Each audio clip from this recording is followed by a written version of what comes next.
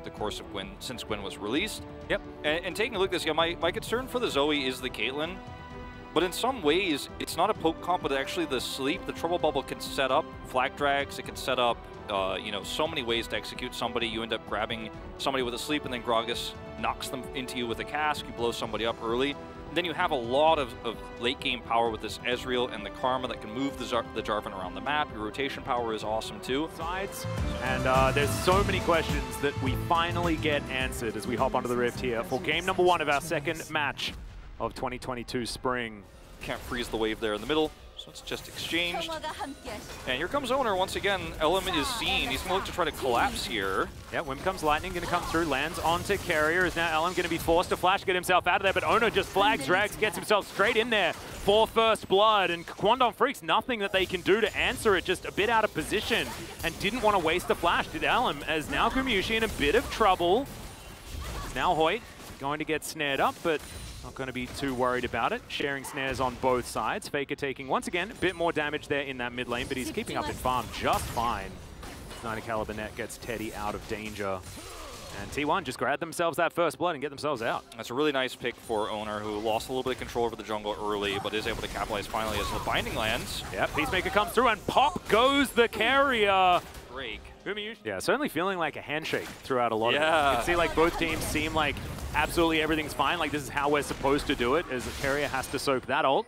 As Owner now looking to try and get out of there. LM not going to be trifled with at this point in time. Hoyt could be in trouble here though, as the Ignite goes down. The last auto comes through and there's the flashback. I don't know what that was, but that wasn't it, Hoyt, as he's going to get solo killed by Carrier. If you hit, I mean, it looks like they're just going to let this go. Oh, no! You saw him, we were like, oh, this has got to be the beginning of something awful, as LM has to come over to protect Teddy. Gumayushi picks up his first kill of the season. Well, I mean, in style. Kwangdong are definitely not going to be able to contest that vision now. Oh, Zeus, what? Okay. Keen is at least able to dodge out of the way. Is Zeus actually going to pay for this one with his life is the question. He thinks the answer is Honey Fruit, but I don't know whether that's exactly the case. As Keen, can he actually dash over? No, not yet. He doesn't have it. Cooldown doesn't come up in time. And Faker was nearby. It was a risky proposition. Flashless, of course, not going to be able to make the chase happen. And whew, this is suddenly really taking a turn for the worse here for Kwangdong Freaks in a lot of aspects of the map. And the one Drake lead here is not going to be that significant now, and especially because it was a very late Drake that we saw taken here. But you can clearly see, okay, hold on. I don't want to get too deep on this because Gumusi is in danger. This is certainly the Sharks circling the Ezreal right now, as Teddy taking Mystic Shot after Mystic Shot, trying to keep him hungry, I guess, if I was an apologist. He has flash and heal. Yeah, now let's see whether he's actually going to be able to survive. The answer is absolutely not, as Hoyt picks up the kill. They're even zoned out of really, like, experience here for the most part. We're going to see Ellen walk in. They go for this spot. Again, you've got to be so careful. What are you doing? Yep, just like, exploding. What? That's exactly what's happening. Sometimes you take a bubble and it just doesn't make you feel all that good. Hoyt is going to find a light binding, but otherwise nothing really going to work out. And LM, yeah, there was no way that he could even crescent guard his way out of that one. I mean, this is almost like, I don't know. They committed all the way up here to the top lane and then continue to try to get picks they're not going to get. They're losing control of the map everywhere. The bottom of the map, Zeus is pushing that. Yep, free push for Gumayusi mid. They're going to try to trade turrets here, but even that is like a bridge too far.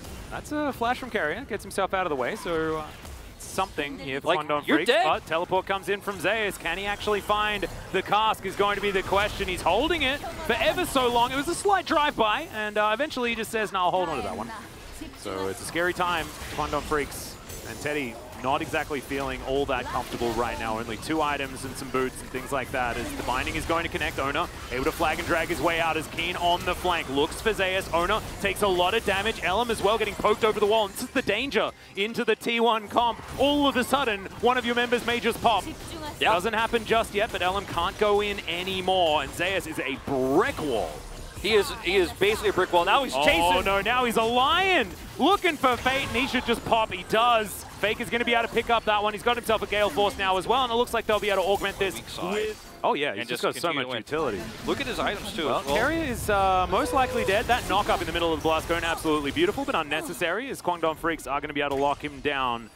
Trouble Bubble not going to connect there, as Faker finds a gap in the wall.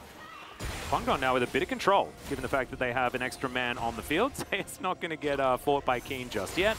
He's looking to find his way around, can just throw a cask in here to cause a ruckus.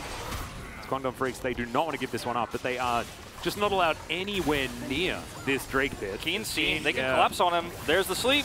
Yeah. How do you live through this one? Well, let's see. I think the answer might be you don't, but he's going to see what he can do. I mean, that's most of his health bar gone, so this fight is essentially over before it starts. Well, Needlework does come out. Faker takes half of his health bar, but I think you might be right. It's getting a little bit too dangerous. Wow, that almost sniped Teddy. Faker's really got his eye in today. Oh man, look at the damage. Yeah, Keen almost walked into it. That is the flash forward. Fate gonna have to flash to get himself out of the way. The most valuable flash on Kwangdong Freaks right now is on cooldown. I mean, and they are not allowed anywhere near this Drake. It's a sick play to grab the Gwen early, and you know the skill shot connects right. She gets slept, and she's put down to 1/3 health. She survives and gets away. But once she's dead and her mist is on cooldown, she can't do anything. And what allows this to happen?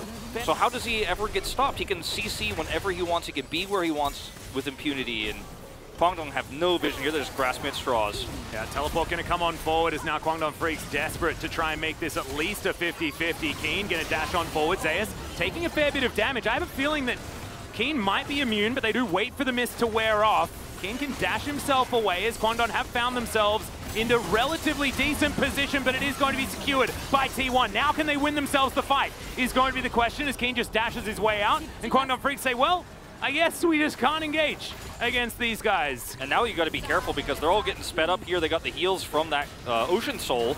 Yeah, well, it's going to be a pick potentially. Yep, Zayas is going to go down. True Shot Barrage. Oh my god, that value was absurd. Teddy's still alive though, and it's going to bait Ona further in. So much damage, but it's T1 that lose their jungler. Keen now flashing forward, but Elam once again going to fall down. Keen dashing to get himself out of the way, and he does have a lot of movement speed, so he'll be all right. So Kwangdong Freaks, they can't lose this Elder Drake. If there's a neutral that you definitely need to contest, it's this one. Especially with this pick comp for T1, you die even faster if that's believable. Yeah. Well, Faker looks for the bubble, doesn't find it. That's crucial for Kwangdong Freaks right now as the Elder has been enraged. Thankfully, the Rift Scuttler is there for Kwangdong Freaks. Yeah, that's actually pretty massive for them. It's going to allow them to outplay some of these shots. Another True Shot Barrage is going to land onto 2. Both of the carries for Kwangdong Freaks. I don't understand. Gumayushi's just ridiculous at landing these.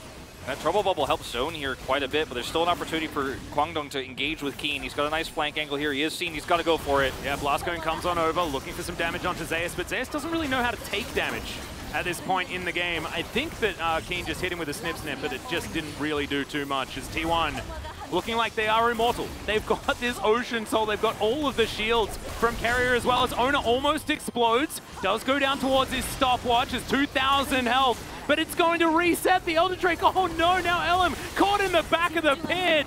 Has to throw down the Crescent Guard, looks to get out of there as Zayas throws through the ultimate, doesn't do too much as, oh my god, Teddy's starting to rip them apart, but no, the Elder Drake is going to be secured, and now it's Gumayushi's time to shine. Grabs himself one, and oh god, this dragon is tearing them apart. T1 will now take this one to the bank and win game one. T1 were on the back foot at the start of this fight, and then they also ended up losing a lot of control over the space around the Drake. They had, you know, several of their players were extremely low, especially Owner, who went down to like 1/5 health at one moment there, and yet they're still able to masterfully bring it back. The Drake resets, they're able to walk it back and force that back line away. The DPSs of Kwangdong taken out here, and T1, great in the macro, great in team fighting here across the board. This is what you want to see from one of our top 3 teams in the LCK. Absolutely, the Nexus will be taken down, and as it goes down, Faker for the entire season, unkilled. I wouldn't worry thinking, well, this might be an opposite look for T1. Maybe there's some weak points they could find if Zayas is going to be the weak side guy, because I think he's multifaceted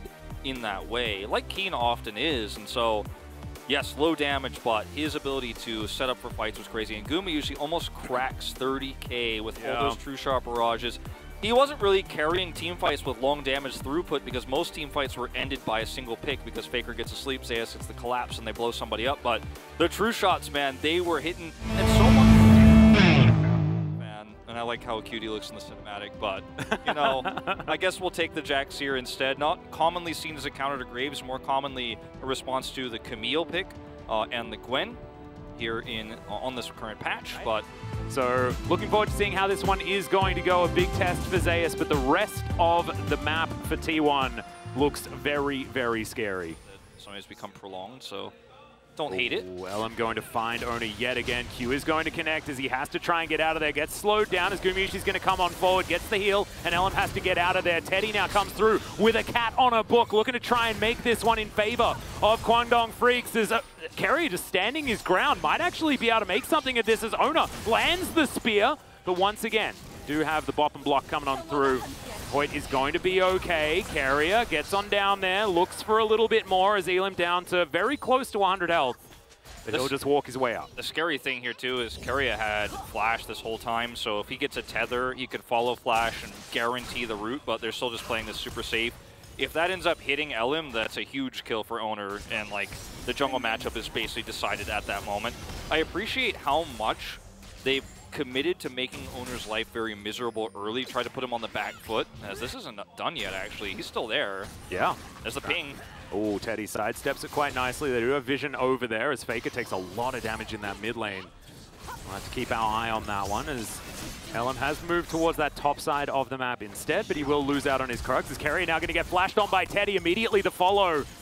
When it comes to gold just yet. This is what I was expecting from this game, Wolf, is LM parking himself up here towards the top side. Leap strike comes in. There's the counter strike. Good double stun out from Zeus as the end of the line is not quite going to connect. Doesn't even have to flash. He's actually looking for more. I don't know about that. He's got 6. Yeah, safeguard comes in. Q's going to come down and Zeus going to have to flash out. So that was a little bit boisterous from the Jax player. Yeah, we were about to walk out of that one feeling amazing for him, but at the end it was a flash that had to go down. His ultimate used here. His Owner's once again going to look for a spear to connect.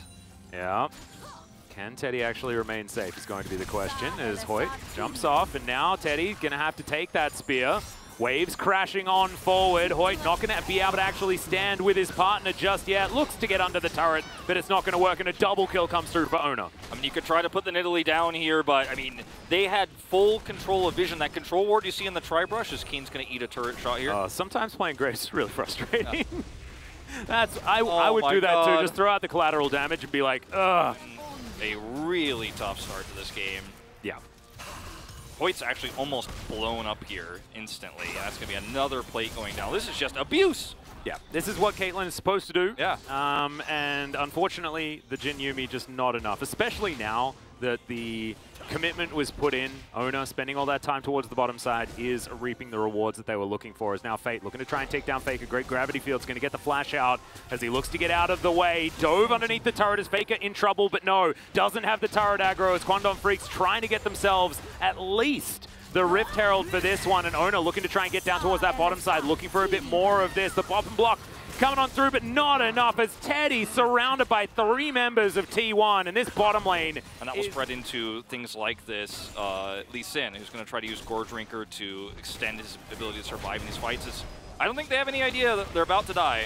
Yep, Ona's going to come on in, doesn't land the first spear, is now Keen. Tries to get out of there. Will be able to do so as they get the ward down. Faker coming on forward. Can he get the death ray to land? Fate coming on in as well is okay. Underneath the turret is Gumayusi. We'll see whether he can survive as Lee Sin grabs that first kill. Faker having to flash out of the way, but the Syndra is going to clean him up. Elam trying to keep himself alive as Zeus picks up the kill, but he will fall as well. And in the meantime, on the top side of the map, some stuff happened, but it looks like no one died. That's almost 3 for nothing. So close. And big turnaround. Yeah, over here on the top side of the map, you see Teddy is able to survive here with the last chapter. Almost extraordinarily good, as once again, Teddy getting denied after a flash. Can't feel good. Feels bad, man. So not necessarily up to full power. He will get there much faster than Teddy last game. When you just can't close the distance here as Kwangdong. You can't even get through this choke point. Yeah, it's going to be Ona that secures Shirley. And not a lot of options as Faker is going to get stunned up. The last bullet comes down, but there's the Chaos Storm. Elam having to run out of there, and Keen is going to be the first target to be taken down. No stun to come through from the Jin as well as Zeus going to leap strike right on top of the Syndra and put her into the death chamber. That is 2 quick kills for T1, and they're not done yet as that's the cat getting taken down. Elam is going to follow. It's a double kill for Gumayusi, and maybe I told a lie. Maybe he's absolutely strong enough as he's now 4-0-3. Look at the Nidalee traps. Look at the control wars. Oh, God. Well, look at Keen. He's having a bit of trouble here towards the mid lane. However, Zeus not going to go forward. Elim, in fact, is going to die as there's the ace and hold to come forward. Going to be blocked there from Hoyt, who takes half of his health bar and damage. And the Ignite is going to finish off the Lee Sin. Chaos Storm! And Fake gets obliterated. Faker, though, in a bit of trouble. Collateral damage, not quite enough. That is why you buy crowns, ladies and gentlemen. As Zeus now looking to dive underneath the turret. He might just be able to find a kill, but no, gets himself out of the way, and at least Fate's ultimate still does some work, and enough work. The soul in this game is, oh, okay, well. Yes, this is the moments before the Syndra has an absolutely terrible time. Yes. Does he give the kill to Faker? Yes, he does. Well, Fake trying his very best to be like, I can kill a minion or three. As Faker, this is how he rotated over. Yep. I don't know if I get the replays. Ah, okay. So they teleported in to destroy Fake. This is actually something that players aren't fully used to responding to just yet because it's such a rare scenario and it's still very new.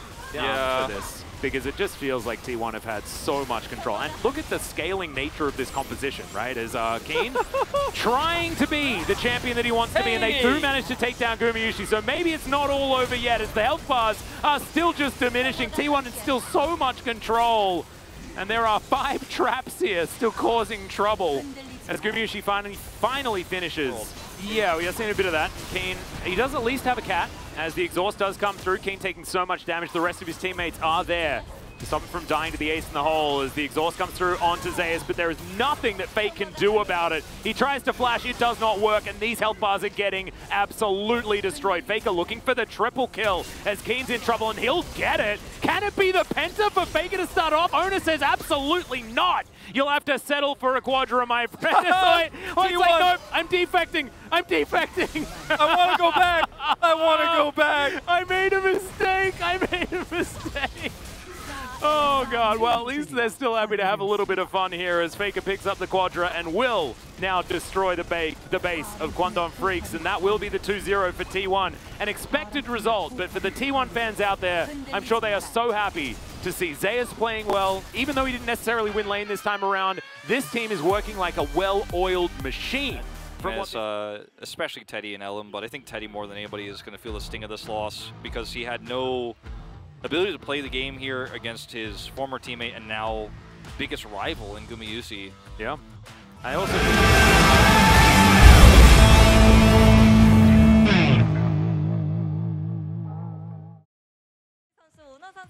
Thank you very much, guys. This is Susan with the interview translation. The first victory secured by T1 on the opening day. It's going to be owner Gumayusi joining our interview. You guys are playing against your former teammates. What was your mindset heading into today's game, and how are you feeling right now? I thought that opening match would be so important. You know, it could be a stepping stone for us to start off a winning streak. So I feel wonderful right now. Me too, you know, I always thought the first match is so important. So I'm happy that we prepared so well, and I also won the POG, and also we got the victory. And I saw you actually throwing something to the audience. What was that? That was an event that T1 prepared. You know, we are going to prepare some gifts and jerseys for the fans so we can throw them for the fans here at the venue after the victory. It's going to be a massive event for the fans as well.